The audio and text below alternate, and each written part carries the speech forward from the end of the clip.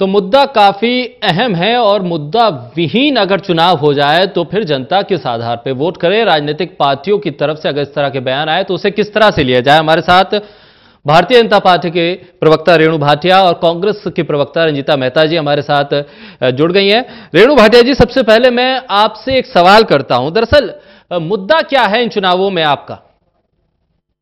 कि सबसे बड़ा मुद्दा और सबसे मुख्य मुद्दा और केवल एक ही मुद्दा है राष्ट्रवाद, राष्ट्र की सुरक्षा, राष्ट्र का हित। हर कोने से, हर तरह से, हर सोच से राष्ट्र किस प्रकार बढ़े, राष्ट्र के लोग किस प्रकार सुरक्षित हो, खुश हो, आगे बढ़े, इस चीज को लेकर हमारा ये चुनाव है। क्योंकि पूरे 5 वर्ष माननीय मोदी जी और उनकी सेना ने केवल एक ही चीज को सोचकर काम किया है कि सबका साथ सबका विकास, राष्ट्र हित में क्या बेहतर है उसके ऊपर वर्किंग की है।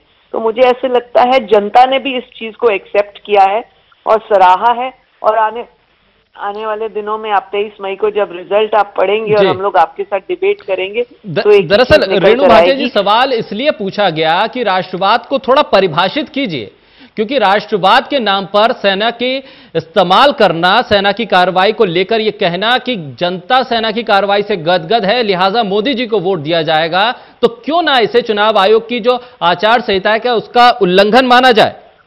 कैसे, किस कॉन्सेप्ट से? बिल्कुल, क्योंकि सेना के किसी भी कार्य को लेकर चुनाव आयोग ने साफ तौर पर कहा है कि सेना के नाम का इस्तेमाल आप लोग नहीं करेंगे और आप सीधे वोट इसलिए मांग रहे हैं कि सेना ने अगर पाकिस्तान में जाके क्या कुछ किया इसलिए मोदी जी को वोट दे दीजिए।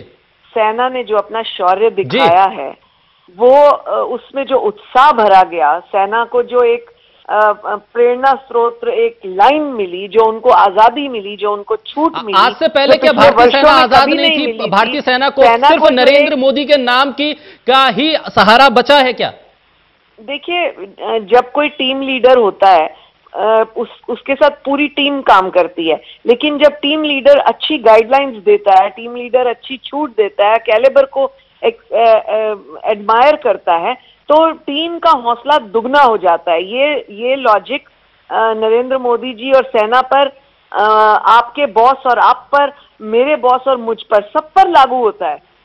तो अब तक जो भारतीय सेना ने पिछले 70 साल में जो भी कार्रवाइयां की हैं आप उसको नकार रही हैं। शाकिर, 1 मिनट में अपनी बात को पूरा कर दूं। बिल्कुल आप रखिए, लेकिन मुझे ये भी बताते जाइए कि 70 साल में सेना ने जो कुछ कार्रवाई की है उसको भारतीय जनता पार्टी नकारती है। पिछले 4 साल में जो कार्रवाई हुई है उसी को आप शौर्य मान रही हैं। क्या मैंने सुना नहीं, एक बार फिर आप? मैं ये कह रहा हूं कि इसका मतलब तो यह है कि भारतीय जनता पार्टी ये मानती है कि 70 साल में सेना ने जो कुछ कार्रवाई की है वो नगण्य है, सिर्फ 4 साल में शौर्य दिखाए सेना का। ऐसा कभी नहीं कहा।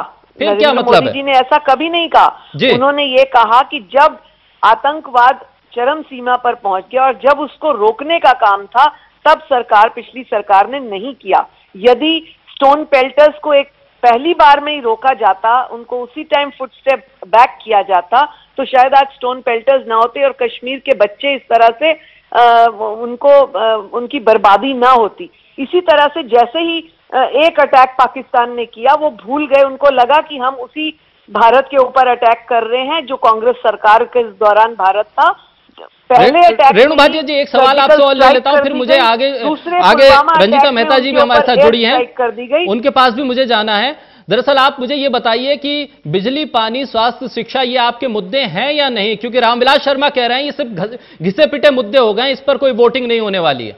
देखिए, बिल्कुल हर क्षेत्र का हर मुद्दा अपनी एक अहमियत रखता है, परंतु राष्ट्र सबसे ऊपर है। यदि हमारा राष्ट्र तरक्की पर है, राष्ट्र सुरक्षित है, तो ये वाले सारे मुद्दे ऑटोमेटिकली लाइन अप हो जाते हैं। यदि हमारा राष्ट्र सुरक्षित नहीं है, देखिए घर का मुखिया जब परेशान होता है तो पूरा घर एक तरह से डिस्टर्ब हो जाता है, लेकिन जब घर का मुखिया या घर की मेन समस्या का समाधान होता है तो पूरा घर एक अच्छी जिंदगी जीता है, खुशहाल जिंदगी जीता है, सुरक्षित सोचता है, जीता है। रंजीता जी, मैं आपको चर्चा में लेके आऊं। भारतीय जनता पार्टी पूरी तरह से सेना का इस्तेमाल करेगी, सेना के नाम का इस्तेमाल करेगी इन चुनावों में। चुनाव आयोग लाख कुछ कहता रहे लेकिन भारतीय जनता पार्टी नहीं मानेगी। कांग्रेस किस तरह से काउंटर करेगी इसे? ये जो शब्द देखिए, रंजीता जी, भाग्यपूर्ण है जिस तरीके से मेरी बड़ी बहन रेणु भाटिया जी बयान दे रही है, और इतना ज्यादा हैरानी ये होती है कि 70 साल से जो सेना अपना शौर्य से पूरे हिंदुस्तान की रक्षा कर रही है, मात्र 4 साल में मोदी जी ने बार बार हमारे देश के ऊपर हमले करवाकर, बार बार जो पाकिस्तान को 56 इंच का सीना दिखाने की बात करते थे, उनसे 5600 बार ही सीज फायर करवाकर आज ये कहना चाहते हैं कि देश अब तक सुरक्षित नहीं था और इनके आने से सुरक्षित हो गया। ये बहुत ही दुर्भाग्यपूर्ण है। एक आम जनता को आज रोटी चाहिए, एक आम जनता को आज रोजगार चाहिए, एक आम जनता को आज पीने का पानी चाहिए। ना ही इनके मंत्रियों को ये लगता है कि ये मुद्दा होना चाहिए और ना ही इनके प्रधानमंत्री को ये लगता है, क्योंकि इन्होंने विकास की एक ईंट भी इस हिंदुस्तान में पिछले 4.5 साल में नहीं रखी। ये बात तो वो करेगा जो इन मुद्दों को लेकर चुनाव लड़ने के लिए तैयार हो।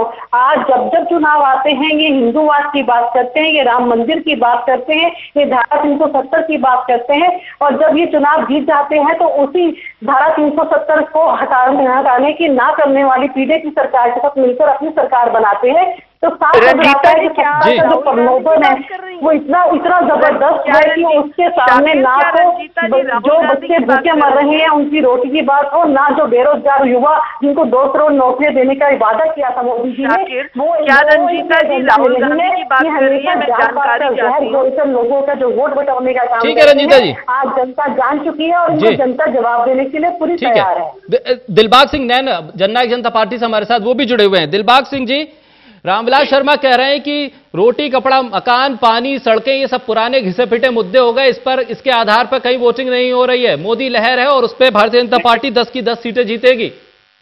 देखिए, ये तो साबित हो गया कि रामविलास शर्मा जी ने कहीं कहीं ये मान लिया कि वाकई विकास नहीं हुआ, वाकई हमने देश और प्रदेश में कुछ नहीं किया। ये रामविलास शर्मा खुद मान के चल रहे हैं, तभी तो ये राष्ट्र की बात करते हैं। राष्ट्र की अगर बात करनी है, रामविलास शर्मा जी, या अभी मैं बीजेपी की प्रवक्ता से मैं सुन रहा था कि मैं ये इनसे पूछना चाहता हूं कि 70 साल आजाद हुए हो गए देश को, क्या 70 साल से राष्ट्र नहीं चला? क्या 70 साल से जितने प्रधानमंत्री आए वो कमजोर प्रधानमंत्री थे?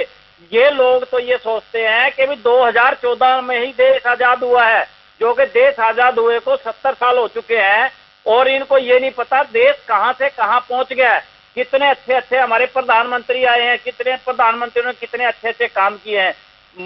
ना तो नरेंद्र मोदी जी ने ये इस चीज का वो ध्यान है कि भी हमने काम किया, कि अगर विकास पे कहीं ये रखते अपना ध्यान है तो इनको आज जरूरत नहीं पड़ती सेना का उपयोग करने की।